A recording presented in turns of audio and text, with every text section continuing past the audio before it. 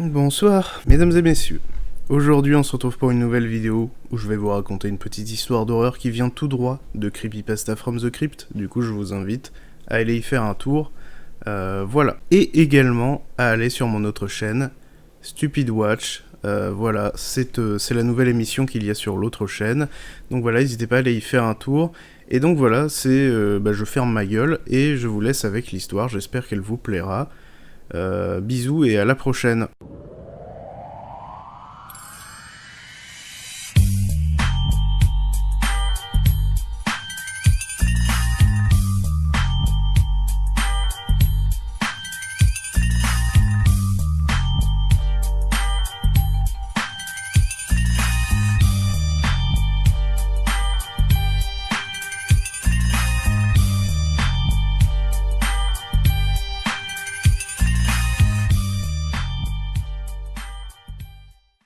Tout a commencé un après-midi comme les autres. Un après-midi où je me faisais chier, et où ma seule distraction était les jeux vidéo. Alors je file dans ma chambre, et je cherche dans mon étagère le jeu auquel je vais jouer. Et ma main se pose sur Guitar Hero. Mais étrangement, mon regard dévie sur la gauche, et j'aperçois ce bon vieux GTA San Andreas. Soit je me prends pour Darren Malakian sur Guitar Hero, ou bien j'écrase des gens avec un tank. J'abats l'espace en sniper, j'explose les flics au lance-roquettes, me rappelant aussi de cette légende amusante selon laquelle un psychopathe vivrait à Back or Beyond. Alors je décide de lancer San Andreas, et je sais que quelqu'un avait créé un mode pour le rencontrer sur PC. Mais qu'en était-il sur PS2 ? Alors je mets le jeu en route, et je me souviens de cette intro avec une musique chiante. Voilà ce bon CJ, jean bleu, torse nu, musclé comme un taré, et dread blonde. Et 600 millions ? Je me souviens pas avoir autant cheaté. Mon inventaire était plutôt sympa, 9 mm silencieux, fusil à pompe, queue de billard, TAC 9, AK-47, et mon sniper, mes grenades, mon Gatling, et un appareil photo, et un god ? Mais merde, qu'est-ce que je fous avec ça ? Enfin bref, j'active quelques codes, munitions infinies, apnée illimitée, et je désactive les flics, et je rends CJ insensible aux balles et aux coups. Alors je sors de la maison familiale, la première du jeu, et je fonce au garage. Et, aux surprises, un tank.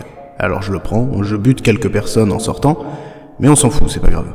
J'active le code des véhicules volants et let's go to Back or Beyond. Après quelques minutes de vol, j'arrive enfin à destination. Je désactive le code et je me balade un peu, jusqu'à arriver à la cabane de Shady Cabin. Selon les rumeurs, le tueur apparaît vers minuit, dans un temps plutôt orageux. Et en gros cheater que je suis, je fais péter les codes de changement de météo. Et je rentre dans la cabane et pose ma manette en attendant. La pluie tombe, l'orage explose. J'attends.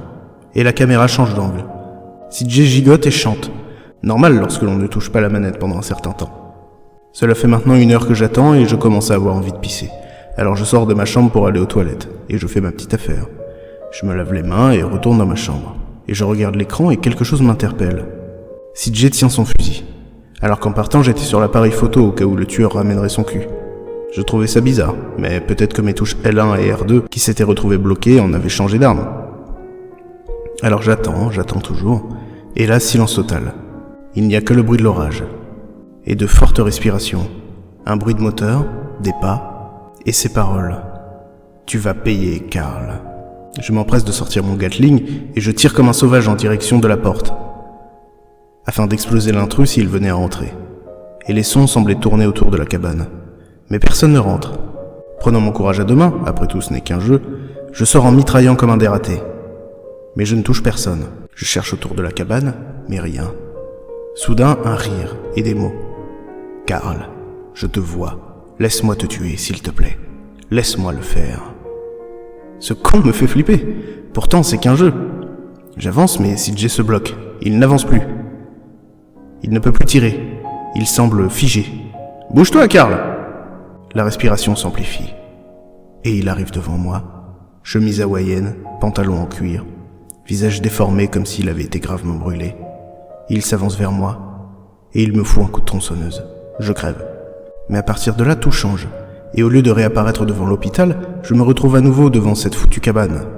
Le tueur est là, et s'avance en me disant « Je suis là ». Et cette fois, je peux fuir. Je cours, mais il me rattrape. Mais qu'est-ce que c'est que ce foutoir ? Pourquoi ce guignol me suit? Il n'est pas humain, ce type. J'arrive à Angel Pine, le village à l'extrême ouest, le plus près de la cabane. Je pique une moto et je retourne à Shady Cabin. Il n'était plus là. Les respirations et les bruits de tronçonneuse avaient cessé. Alors je rentre dans la cabane et je trouve une toile blanche sur laquelle il est écrit « Je te retrouverai ». C'est ça mon bonhomme. Je vais me foutre sur un toit et t'auras l'espoir de me choper tête de nœud. J'ai mal aux yeux, puis la nuit a commencé à tomber. Alors j'éteins la PS2 et je me lève pour fermer mes volets. J'ouvre la fenêtre, mais quelque chose me paraît anormal. Il pleut, l'orage se fait entendre. Et l'horloge de la mairie affiche minuit. J'ai fumé ou quoi là? Sérieux, c'est quoi ce bordel? Je vais à la salle de bain pour me rafraîchir le visage, et en rentrant dans ma chambre, le jeu a disparu. GTA n'était plus là. Et sur la télé, il y avait un mot. Je t'avais bien dit que je te retrouverais. Qu'est-ce que c'est que cette merde? Bon, là, je vais fermer mes volets car je n'avais pas pu le faire. Et je le vois. Il était en bas. Son visage trempé par la pluie, tronçonneuse en main. Des larmes commençaient à couler sur mes joues. Je ne savais plus où j'étais. Vivant dans une caserne et mon père était gendarme. Alors je me rue dans la chambre de mes parents pour récupérer son arme de service. Et arrivé devant ma fenêtre, il avait à nouveau disparu. Était-ce une illusion due au choc de sa rencontre dans le jeu? Je ne sais pas. Mais mon jeu n'était plus là. J'attendais, mais le tueur ne revint pas. Et dans la soirée, ma famille est rentrée.